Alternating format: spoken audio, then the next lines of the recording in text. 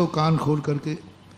अशोकनगर में रह करके शिविर लगा और तुम शिविर में भर्ती नहीं हो पाए तो तुम्हारी दशा ऐसी हो जाएगी कि कई जन्म तक तुम शिविर में भर्ती होने लायक ही नहीं रहोगे। ऐसी परिस्थितियां तुम्हारी आ जाएंगी कि तुम सोचोगे कि शिविर को चला जाओ, परिस्थितियां नहीं जाने देंगे। वो कहेंगे एक बार मिला था तूने चूक गया, एक बार मिला था तू भर्ती हो सकता था, तू 10 दिन धर्म ध्यान कर सकता था, लेकिन तूने नहीं किया तो कर्म तुरंत ऐसा कर देगा कि तुम कल करना भी चाहोगे लेकिन परिस्थितियां तुम्हें करने नहीं देंगी, नहीं करने देंगे। बोले एक बार मौका दे दिया।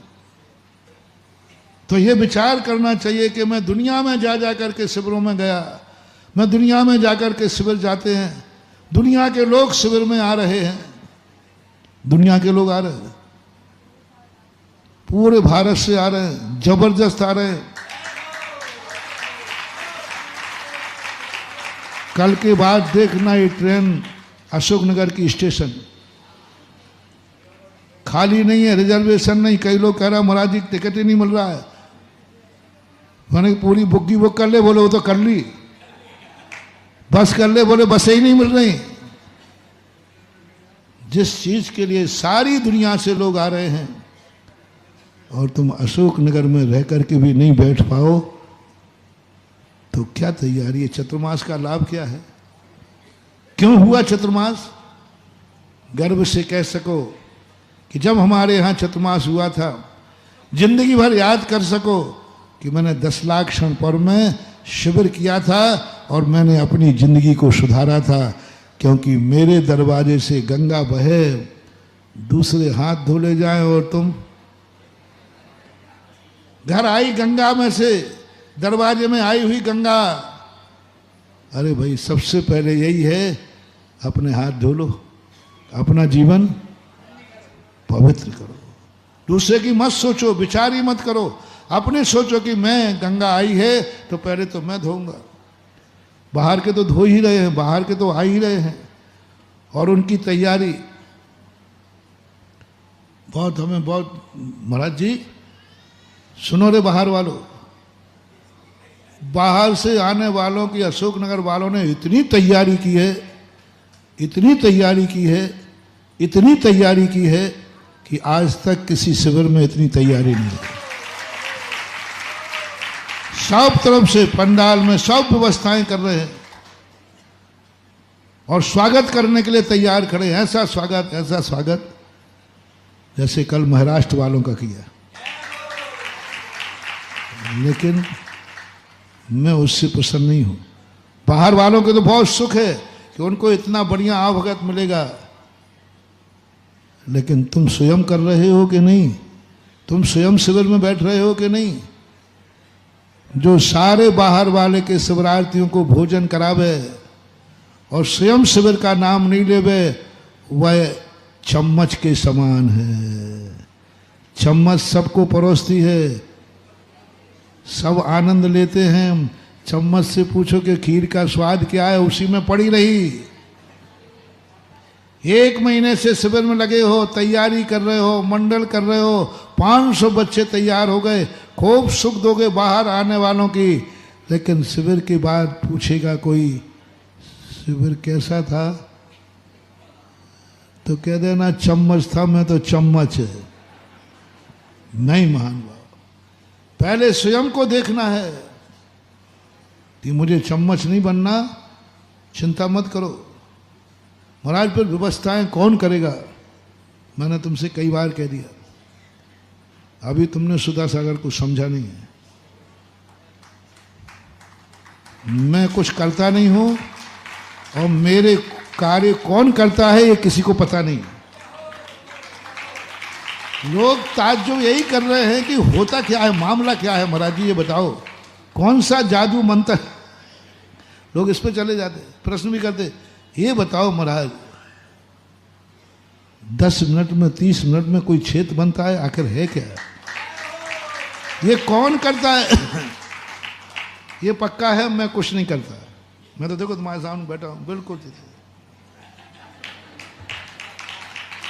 आप तो देख लो मेरे कमंडल में कुछ हो तो एक आध दिन कमंडल खोल के देख लेना, कुछ नहीं मिलेगा। लेकिन कार्य हो रहा है तो कोई ना कोई तो क्योंकि कार्य कोई ना कोई करता है। मैं करता नहीं हूं, पता नहीं कौन करता है, ना तुम जानो ना हम जाने, इसी में सार है। तुम तो बस ये कहो महाराज हम सब शिविर में बैठ गए तो व्यवस्था कौन करेगा, चिंता मत करो, ये सुधा सागर का शिविर है, इनके सानिध्य में कौन करेगा ये तो तुम्हें जानने की जरूरत नहीं। तुम बैठो फिर बताऊंगा कौन करेगा, तुमसे ज्यादा अच्छा करेगा, तुमसे ज्यादा अच्छा होगा, बहुत अच्छा होगा। और अशोक नगर का यदि एक भी कार्यकर्ता नहीं रहे तो मैं इस शिविर में ऐसे चमत्कार दिखाऊंगा, इतना अतिशय होगा, इतना अतिशय होगा कि आकाश से देवता भी देखने आएंगे। शर्त है कि अशोक नगर का कोई भी कार्यकर्ता नहीं रहे, सारे कार्यकर्ता लोग शिविर में बैठ जाएं। महाराज जी पहले बता फिर कहाँ के रहेंगे, मैंने कहा ना पूछो मत मेरे से, कौन करेगा इसकी तो तुम चिंता ही मत करना, लेकिन तुम भर नहीं करना, तुम भर नियम ले लो अशोक। लेकिन ये नहीं महाराज जी हम शिविर में भी नहीं बैठेंगे और काम भी नहीं करेंगे, फिर कराओ किसी, फिर तो नहीं करूंगा, फिर तो मामला गड़बड़ है। मेरा अतिशय कब होगा, जब तुम सब शिविर में बैठो और फिर कार्यकर्ता कहां से आएंगे, कौन आएगा, ये सुधा सागर का चमत्कार देखना। तुम पहले बैठो, जितने 500 वॉलेंटियर हैं सब आज उनके जो वॉलेंटियर में नाम लिखा है ना, उनके सबके फार्म भरवा दो, इनका भी भरा दो, इनका जो तुम्हारे बैठे ना अध्यक्ष मंत्री राकेश, दोनों राकेश का, महाराज जी अध्यक्ष का भी, फिर तो चिंता मत करना। जहां मैं बैठता हूं उस समय सारे अध्यक्ष खत्म, अकेला मैं ही अध्यक्ष रहता हूं।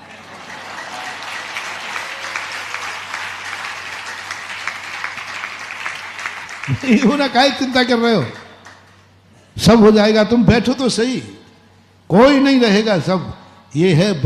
जब गंगा अपने घर आए तो पहले स्वयं चरणामृत, स्वयं गंगामृत, स्वयं अपने जीवन को धन्य करना चाहिए। बाहर वाले तो आएंगे ही, बाहर वालों की तुम्हारी तैयारी पूरी है, और ये तैयारी यदि तुमने कर ली तो बहुत बड़ी चीज महानुभाव। ये सोच तुम्हारा आ गया, मंदिर बना है, पहले मैं अपना उपयोग करूंगा। दूसरों के लिए मंदिर बनाते हो, कमेटियां दूसरों के लिए मंदिर बनाती है। अरे पहले तो ये कहो कि मैंने बनाया है इस मंदिर में, जिंदगी भर पूजा में मैं अभिषेक करूंगा, मैं पूजा करूंगा, मैं धर्म ध्यान करूंगा, तो ये मंदिर फल जाएंगे। हम दूसरों के लिए सब कार्य कर रहे हैं, स्वयं के लिए भी कुछ किया करो, स्वयं के लिए भी करना। इस चतुर्मास में तुम व्यवस्थाओं में निकल जाओगे, कोई भोजन व्यवस्था में लगा है, कोई किसी व्यवस्था में लगा है, सब व्यवस्थाओं में लगे हैं। तुमने लाभ क्या मिल रहा है, तुम्हें खुद को लाभ क्या मिल रहा है? सबसे पहले लाभ लेना सीखो और कह सको चतुर्मास हुआ था, शिविर लगा था, और मैं 2025 शिविर के अशोक नगर में, मैं अशोक नगर का वासी होकर उसमें भर्ती हुआ था, और मैंने अपनी भूमि पर धर्म किया है, मैंने अपनी भूमि पर शिविर में गया हूं। दूसरों की भूमियों पर तो शिविर जाना, बताओ भैया, दूसरे के खेत में बीज बोना और अपने खेत में बीज बोने में अंतर है कि नहीं? स्वाभिमान किस में आता है? हमारे नगर में खेत में बीज बो रहे थे शिविर के, मैंने अपने खुद के नगर में शिविरार्थी बना हूं। ये सबसे बड़ा, बाहर जाकर के तुम कितने, अपने नगर का शिविरार्थी बना हूं। और पड़ोसी वाला पूछे भाई तुम कहां से पधारे, तो मैं अशोक नगर से आया हूं। तो ये सबसे पहले होना चाहिए। बाहर की व्यवस्थाओं के संबंध में देखो बहुत अनुशासन तो होता ही है। इस शिविर में एड़ा खेरा माल टिकता ही नहीं है। एक ने कहा महाराज जी बाल कटाना जरूरी है क्या? आप बाल क्यों कटवा? मैं बाल नहीं कटवाता हूं, क्योंकि 10 दिन के लिए तुम्हें साबुन की जरूरत नहीं पड़े, कंघी की जरूरत नहीं पड़े। जो पर्व के दिनों में दर्पण नहीं देखता है वो कामदेव जैसा सुंदर बनता है। महाराज देखो, आप देखो कह रहे दाढ़ी मत बनाना, बाल छोटे करना, मैं इसलिए कह रहा हूं कि 10 दिन दर्पण मत देखना, देखने ही नहीं पड़ेगा। उस 10 दिन को पर्व के दिनों में तुमने पूजवर समंत भद्र महाराज रत्न कर्ण श्रावकाचार्य के दिन उपवास का उदाहरण दिया उपलक्ष्य में कि उपवास के दिन तो मंजन नहीं करना, स्नान नहीं करना, दर्पण नहीं देखना, तेल फुले नहीं लगाना, कोई श्रृंगार नहीं करना। इससे क्या होगा? इससे तुम्हारा पर्व के दिन समर्पण हुआ, तुम्हें ऐसा सुंदर शरीर मिलेगा, ऐसी सुंदर जिंदगी मिलेगी कि तुमने पर्व के दिन पाप नहीं किए हैं ना, तो तुम्हें ऐसी भोग संपदा मिलेगी जो अनैतिक नहीं नैतिक होगी। नैतिक होगी। पर्व के दिनों में तुमने किया, पर्व के दिनों में तुमने चेहरा दर्पण में नहीं देखा, एक ऐसा सुंदर चेहरा मिलेगा कि सारा जगत तुम्हारे चेहरे को देखेगा। इसलिए पर्व के दिन में मैंने कहा था दाढ़ी मत बनाओ, पर्व के दिनों में राग मत करो, ऐसा भाव मत करो इसलिए। और बाल छोटे इसलिए करा दे जैसे कंघी आदि का कोई विकल्प नहीं आए, तेल नहीं लगाना पड़े, कुछ नहीं, अपने बढ़िया छोटे बाल है। और बाल तो ऐसी खेती है रे, हमसे पूछो, इन बालों को उखाड़ उखाड़ करके पता नहीं 50 साल हो गए फिर भी आ जाते। तुम तो कटिंग ही करा रहे हो, हम तो क्या करते हैं 50 साल से उखाड़ रहा हूं, फिर भी बाल अभी भी आते हैं कि नहीं? हाँ, तो क्या फर्क पड़ता है? 10 दिन यदि हमने बाल थोड़े छोटे करा लिए, 2 नंबर 3 नंबर क्या होता है, यदि इतने छोटे करा लिए कि भाई कंघी करना ही, तो इससे तुम्हारे लिए बहुत बड़ा लाभ है। कोई कटिंग करने का और कोई ऐसा पर्पस नहीं है, वो तुम्हारे हित के लिए, तुम्हारे सगुन के लिए, कि भविष्य तुम्हारा इतना अच्छा बने कि तुम्हें दर्पण न देखना पड़े, सारी दुनिया तुम्हारे चेहरे पर टकटक लगा कर देखे। ऐसी टकटकी लगाए, दृष्टवा भवंत मणिमेश, लोग देखा ऐसे।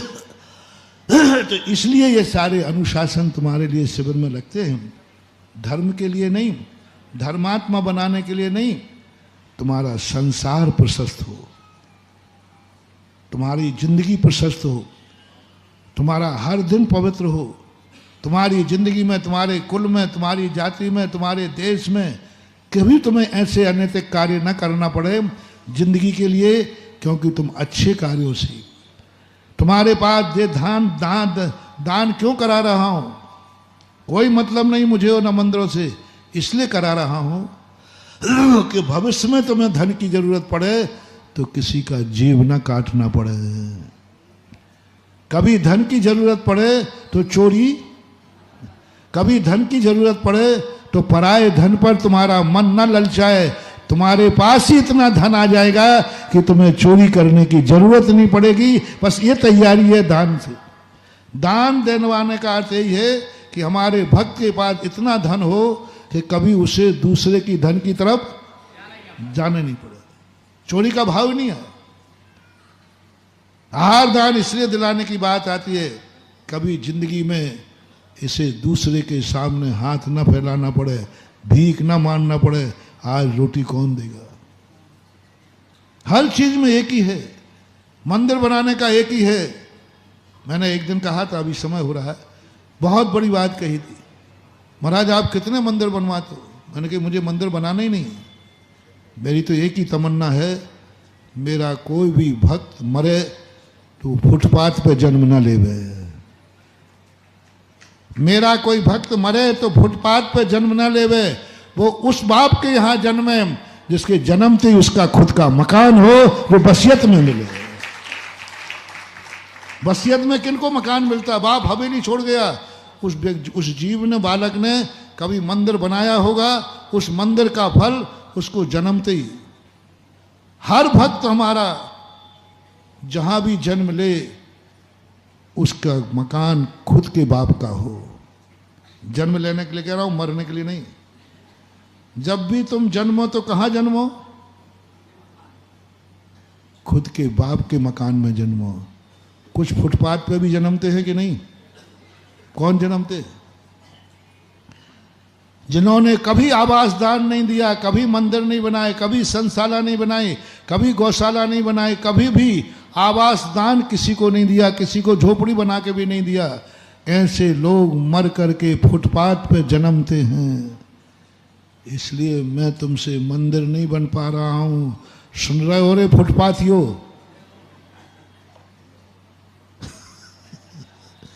अब महाराज जी आप सब भूल के ऐसा थप्पड़ मार देते हो, मैं करूं क्या?